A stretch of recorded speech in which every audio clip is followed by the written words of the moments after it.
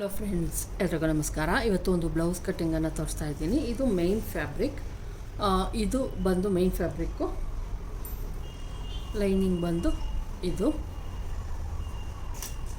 Lining ತಂದಿದ್ದಾರೆ. ಈಗ ಲೈನಿಂಗನ್ನು cut ಮಾಡೋಣ. ಮೇನ್ ಫ್ಯಾಬ್ರಿಕ್ ಆಮೇಲೆ ಇಟ್ಕೊಂಡು ಕಟ್ ಮಾಡ್ಬೋದು. ಇಲ್ಲಾಂದ್ರೆ ಯಾವುದನ್ನ ಒಂದನ್ನು ಪರ್ಫೆಕ್ಟಾಗಿ ಕಟ್ ಮಾಡಿರಿ. ಆಮೇಲೆ ನಾವು ಒಂದು ಸ್ವಲ್ಪ ಜಾಸ್ತಿ ಯಾವ್ದು ಬೇಕಾದರೂ ಇಟ್ಕೊಂಡು ಜಾಸ್ತಿ ಕಟ್ ಮಾಡ್ಕೊಂಡ್ರೂ ಪರವಾಗಿಲ್ಲ, ಮೇನ್ ಫ್ಯಾಬ್ರಿಕ್ ಜಾಸ್ತಿ ಕಟ್ ಮಾಡಿದ್ರು ಪರವಾಗಿಲ್ಲ, ಅಥವಾ ಲೈನಿಂಗ್ ಜಾಸ್ತಿ ಕಟ್ ಮಾಡಿದ್ರು ಪರವಾಗಿಲ್ಲ. ಆದರೆ ಒಂದಂತೂ ಪರ್ಫೆಕ್ಟಾಗಿ ಕಟ್ ಮಾಡಬೇಕು. ಇಲ್ಲ ಲೈನಿಂಗ್ ಪರ್ಫೆಕ್ಟಾಗಿ ಕಟ್ ಮಾಡಬೇಕು, ಇಲ್ಲ ಮೇನ್ ಫ್ಯಾಬ್ರಿಕ್ ಕಟ್ ಮಾಡಬೇಕು.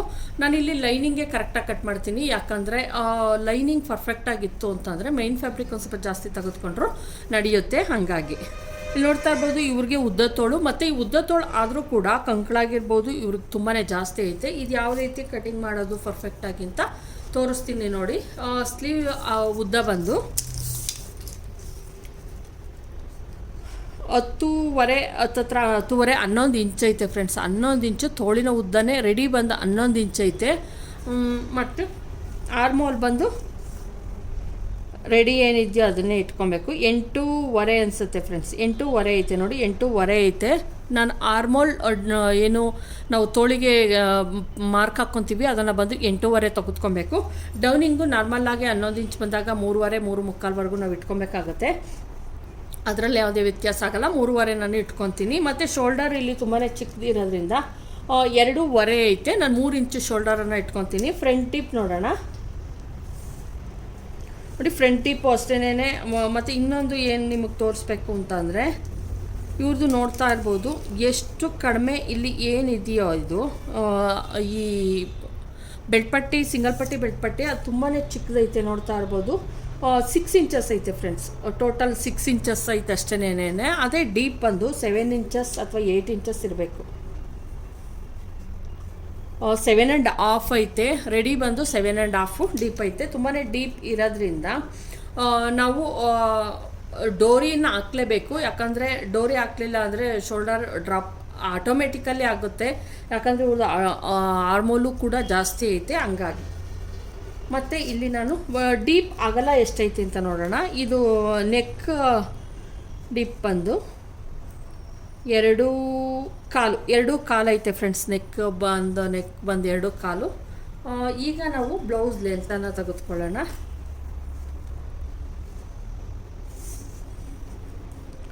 ಹದಿನಾಲ್ಕು ಇಂಚು ಬ್ಲೌಸಿನ ಉದ್ದ ಬಂದು 14 ಇಂಚ್ ಐತೆ. ಇಷ್ಟನ್ನು ತೆಗೆದುಕೊಂಡ್ರೆ ಸಾಕು. ಎದೆ ಸುತ್ತಳತೆ ಬಂದು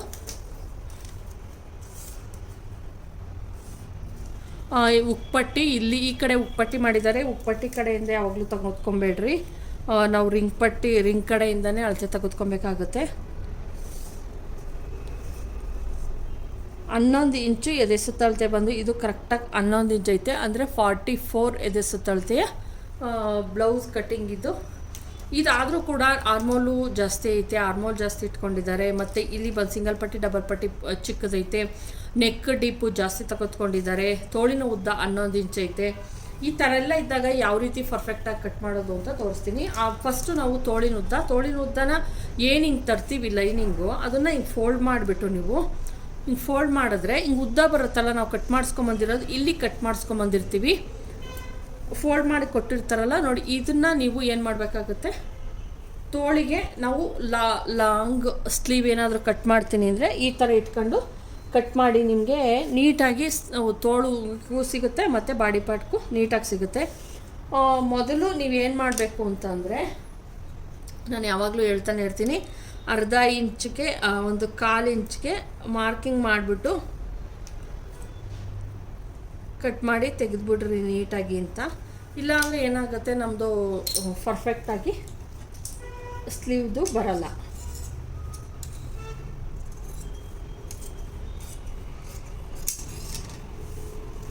ಮತ್ತು ಇನ್ನೊಂದು ಕತ್ರಿಲಿ ಕಟ್ ಮಾಡಬೇಕಾದ್ರೆ ಈ ಎಡ್ಜಿಂದ ಈ ಎಡ್ಜ್ವರೆಗೂ ಹೋಗಬೇಡಿ. ಇಷ್ಟರೊಳಗೆ ಕಟ್ ಮಾಡ್ಕೊಂಡು ನಾವು ಹೋಗ್ಬೇಕಾಗತ್ತೆ. ಇಷ್ಟಿರಬೇಕಾಗುತ್ತೆ. ಇಷ್ಟು ನೋಡಿ ಹಿಂಗೆ ಕಟ್ ಮಾಡ್ಕೊಂಡೋದ್ರೆ ಯಾವುದೇ ಕಾರಣಕ್ಕೂ ಕಚ್ಚಾಗೋದು ಅಥವಾ ಅದೆಲ್ಲ ಆಗಲ್ಲ, ನೀಟಾಗಿ ಬರುತ್ತೆ. 11 ಇಂಚು ಇರೋದ್ರಿಂದ ನಾನು 12 ಇಂಚನ್ನು ತೆಗೆದುಕೊತಾ ಇದ್ದೀನಿ. ತೋಳಿನ ಉದ್ದ ಬಂದು 11 ಇಂಚ್ ಇರೋದ್ರಿಂದ 12 ಇಂಚ್ಗೆ ನಾನಿಲ್ಲಿ ಮಾರ್ಕನ್ನು ಮಾಡ್ತಾಯಿದ್ದೀನಿ. ಅಥವಾ 11.25 ತೆಗೆದುಕೊಂಡ್ರು ಓಕೆ. ತೊಗೊಂಡಿದ್ದೀನಿ. ಇಲ್ಲಿಂದ 3.25 ಇಂಚ್ಗೆ ಒಂದು ಮಾರ್ಕನ್ನು ಹಾಕಿದ್ದೀನಿ. ಇಲ್ಲಿಂದ 8:15 ಅವ್ರಿಗೂ ಏನು ನಾನು ಇಲ್ಲಿ 3:15 ಹಾಕಿದ್ದೀನೋ ಬಂದು 8:15 ಅವ್ರದ್ದು ಬಂದು ಆರ್ಮೋಲ್ ಬಂದು 8:15 ಐತೆ. ಇಷ್ಟು ಅವ್ರಿಗೆ ಕಂಕ್ಳು ಬೇಕು. ಹಂಗಾಗಿ ಮತ್ತು ಇದನ್ನು ಅಟ್ಯಾಚ್ ಮಾಡಬೇಕಾಗತ್ತೆ ಫ್ರೆಂಡ್ಸ್. ನಾವು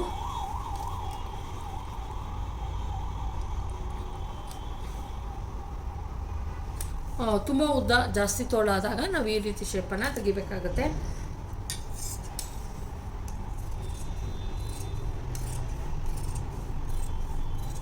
ನೋಡಿ, ಇದು ತೋಳು ಕಟ್ಟಿಂಗ್ ಆಯಿತು. ಇಲ್ಲಿಗೆ ನಾವು ಅಟ್ಯಾಚ್ ಮಾಡಬೇಕಾಗುತ್ತೆ ಬಟ್ಟೆಯನ್ನು.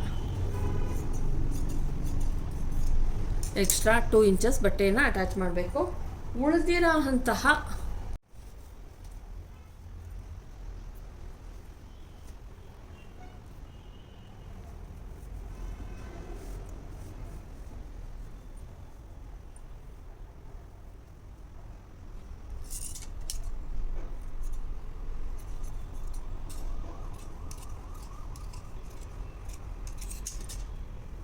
ಉಳಿದಿರೋ ಅಂತಹ ಇದರೊಳಗೆ ನಾವು ಬಾಡಿ ಪಾರ್ಟನ್ನು ಕಟ್ ಮಾಡೋಣ. ಇದನ್ನು ಓಪನ್ ಮಾಡ್ತಾ ಇದ್ದೀನಿ. ಓಪನ್ ಮಾಡಿ ಫೋಲ್ಡ್ ಮಾಡೋಣ. ಈ ಥರ ಫೋಲ್ಡ್ ಏನು ಉಳಿದಿದೆಯೋ ಅದನ್ನು ಮಧ್ಯಕ್ಕೆ ಈ ಥರ ನೀಟಾಗಿ ಫೋಲ್ಡ್ ಮಾಡ್ಕೊಂಬಿಡಿ.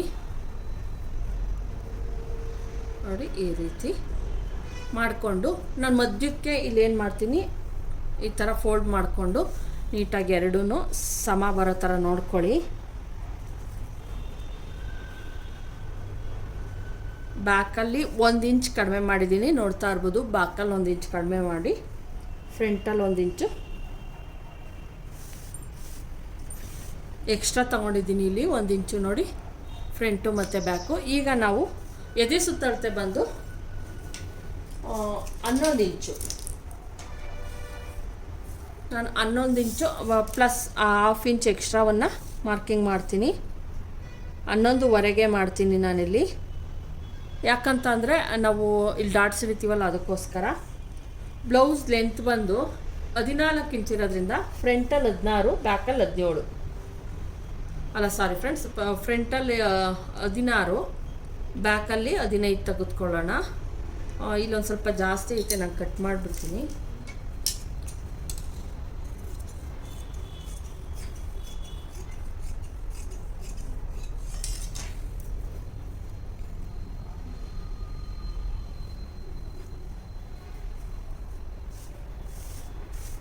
ಈಗ ಸರಿ ಹೋಯ್ತು.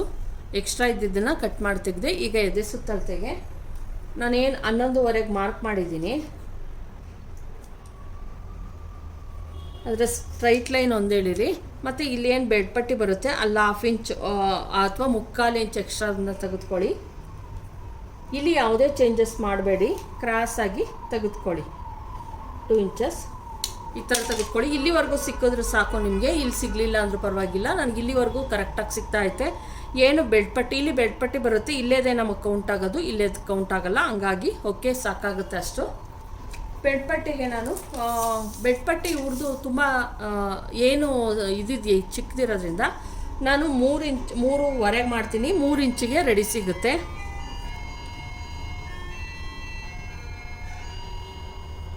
ಬೆಡ್ ಪಟ್ಟಿ ರೆಡಿ ಆಯಿತು. ಮತ್ತು ಇದನ್ನು ಕೂಡ ಅವ್ರದ್ದು 6 ಇಂಚಸ್ ಇರೋದ್ರಿಂದ ನಾನು 8 ಇಂಚಸ್ಸಿಗೆ ಮಾಡ್ತೀನಿ ಫ್ರೆಂಡ್ಸ್. ಯಾಕಂತ ಅಂದರೆ ಮಾರ್ಜಿನ್ಗೆ ಹೋಗುತ್ತೆ, ಇಲ್ಲಿ 2 ಸ್ಟಿಚ್ ಹೋಗುತ್ತೆ, ಮತ್ತು ಇಲ್ಲಿ ಡಾಟ್ಸ್ ಹೋಗುತ್ತೆ, ಇಲ್ಲಿ 1/2 ಇಂಚ್ ಹೋಗುತ್ತೆ, ಇಲ್ಲಿ 1/2 ಇಂಚ್ ಹೋಗೋದ್ರಿಂದ ಪ್ಲಸ್ 2 ಇಂಚಸ್ ಮಾರ್ಜಿನನ್ನು ತೆಗೆದುಕೊಂಡಿದ್ದೀನಿ. ಅವ್ರಿಗಿಷ್ಟು ಬೇಕಾಗತ್ತೆ. ನಾನು 7 ಇಂಚು ಇಟ್ಕೊತೀನಿ. 7 ಇಂಚಸ್ಸನ್ನು ನಾನಿಲ್ಲಿ ಇಡ್ತಾ ಇದ್ದೀನಿ, ಅಥವಾ 7.5.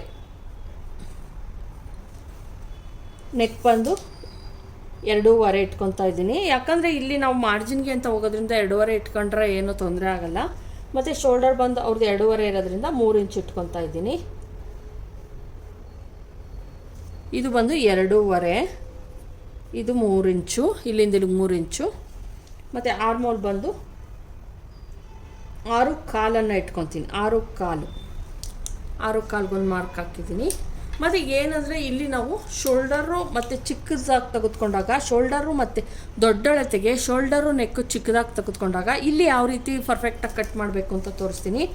ಇಲ್ಲಿ ಸ್ಟ್ರೈಟ್ ಲೈನ್ ಎಳಿತೀರಲ್ಲ, ಈ ಥರ ಎಳೆದಾಗ ನಿಮ್ಗೆ ಇಲ್ಲಿ ಚಿಕ್ಕದು ಬಂದುಬಿಡ್ತದೆ. ಹಂಗಾಗಿ ನಾವು 1/2 ಇಂಚ್ ಈ ಕಡೆಗೆ ತೊಗೊಬೇಕು. ಫ್ರಂಟ್ ಪಾರ್ಟನ್ನೇ, ಫ್ರಂಟ್ ಪಾರ್ಟು, ಬ್ಯಾಕ್ ಪಾರ್ಟ್ ಅಲ್ಲ, ಫ್ರಂಟ್ ಪಾರ್ಟಾಗೆ ಹೇಳ್ತಾ ಇರೋದು ನಾನು. ಈ ಥರ ತೆಗೆದುಕೊಳ್ಳಿ. ನಾನು ಇಲ್ಲಿಂದ 1.5 ಇಂಚ್ಗೆ ಒಂದು ಮಾರ್ಕನ್ನು ಹಾಕ್ತೀನಿ, ಅಥವಾ 1/4 ಇಂಚ್ಗೆ, 1/4ಗೆ ಹಾಕೋಣ. ಇದು ಬ್ಯಾಕು, 1/2 ಇಂಚು ಫ್ರಂಟು. ಇಲ್ಲ ನೀವು ಈ ಥರ ತೆಗೆದುಕೊಂಡ್ಲಿಲ್ಲ ಅಂತಂದರೆ ಬ್ಲೌಸಲ್ಲಿ ಪರ್ಫೆಕ್ಟಾಗಿ ನಮಗೆ ಬರಲ್ಲ. ಇದು ತುಂಬ ಕಡಿಮೆ ಆಗಿಬಿಡುತ್ತೆ ನಮಗೆ. ಶೋಲ್ಡರು ಮತ್ತು ನೆಕ್ಕನ್ನು ಕಡಿಮೆ ತೆಗೆದುಕೊಂಡಿರೋದ್ರಿಂದ ನಾವು ಈ ರೀತಿಯೇ ತೆಗೆದುಕೊಬೇಕಾಗುತ್ತೆ ನೋಡಿ. ಈ ಥರನೇ ತೆಗೆದುಕೊಬೇಕು, ಇಲ್ಲಾಂದರೆ ಫಿಟ್ಟಿಂಗ್ ಕರೆಕ್ಟಾಗಿ ಬರಲ್ಲ.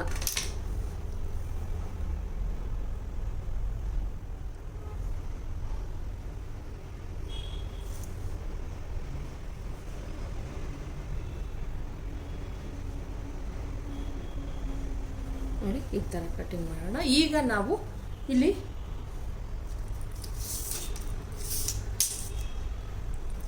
ಇದನ್ನು ಮಾರ್ಕಿಂಗು 2.5ಗೆ ಒಂದು ಮಾರ್ಕನ್ನು ಹಾಕ್ತಾ ಇದ್ದೀನಿ. ಅದು ಕೂಡ 3.5 ಇಂಚ್ಗೆ. ಇಲ್ಲಿಂದ 3.5ಗೆ ಒಂದು ಮಾರ್ಕನ್ನು ಹಾಕ್ತೀನಿ, ಮತ್ತು 3 ಇಂಚಸ್ಗೆ ಒಂದು ಮಾರ್ಕನ್ನು ಹಾಕ್ತೀನಿ ಇವೆರಡರ ಮಧ್ಯೆ. ಮತ್ತು ಇದು ಅಷ್ಟೇ ಸೇಮ್. ಬಸ್ಟ್ ಪಾಯಿಂಟ್ ಹೆಂಗೆ ಕಂಡುಹಿಡಿಯೋದು ಅಂತ ಹೇಳ್ತೀರಾ, ಅದು ಬ್ಲೌಸ್ ಲೆಂತ್ ಮೇಲೆ ಡಿಪೆಂಡ್ ಆಗಿರುತ್ತೆ. ಇಷ್ಟಕ್ಕೆಲ್ಲ 9.5-10 ಇಂಚು ಬಸ್ಟ್ ಪಾಯಿಂಟ್ ಅಂತ ಬರುತ್ತೆ. ನಾನು ತೋರಿಸ್ತಾ ಇದ್ದೀನಿ ನೋಡಿ, ಕರೆಕ್ಟಾಗಿ ಸೆಂಟರ್ಗೆ 10 ಇಂಚ್ಗೆ ಬಸ್ಟ್ ಪಾಯಿಂಟ್ ಅನ್ನೋದು ಬಂದಿದೆ. ಇಷ್ಟೇ, ಇನ್ನೇನು ಇಲ್ಲ ಕಟಿಂಗ್ ಫ್ರೆಂಡ್ಸ್, ಇಷ್ಟೇ ಇರುತ್ತೆ. ಬ್ಯಾಕಲ್ಲಿ ನಿಮ್ಗೆ ಏನು ಡಿಸೈನ್ ಬೇಕೋ ಅದನ್ನು ಮಾಡ್ಕೊಬೋದು.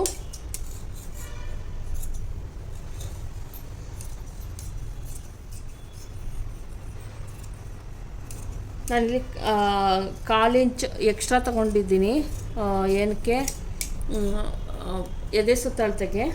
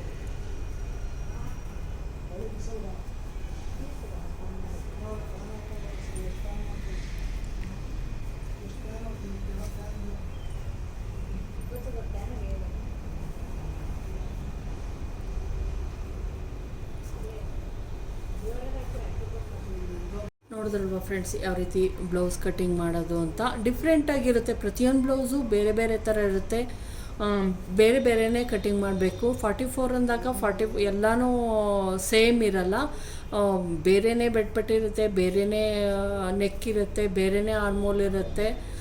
ಹಂಗಾಗಿ ನೀವು ಪ್ರತಿಯೊಂದು ತಿಳ್ಕೊಬೇಕು. ನಿಮ್ಮ ಹತ್ರ ಆ ಥರ ಬ್ಲೌಸ್ ಬಂದಾಗ ನನಗೆ ಫೋನ್ ಮಾಡ್ತೀರಾ, ನೀವು ಯಾವ ಥರ ಹೇಳ್ಕೊಟ್ಟಿಲ್ಲ ಅಂತ. ಅದಕ್ಕೆ ನಾನು ಪ್ರತಿಯೊಂದು ಬ್ಲೌಸನ್ನು ಕೂಡ ತೋರಿಸ್ತೀನಿ. ಈ ವಿಡಿಯೋ ನಿಮ್ಮೆಲ್ಲರಿಗೂ ಇಷ್ಟ ಆಗಿರೋ ಲೈಕ್ ಮಾಡೋದನ್ನು ಮರಿಬೇಡಿ, ದಯವಿಟ್ಟು ಸಬ್ಸ್ಕ್ರೈಬ್ ಮಾಡ್ಕೊಂಡು ನೋಡಿ. Thank you friends.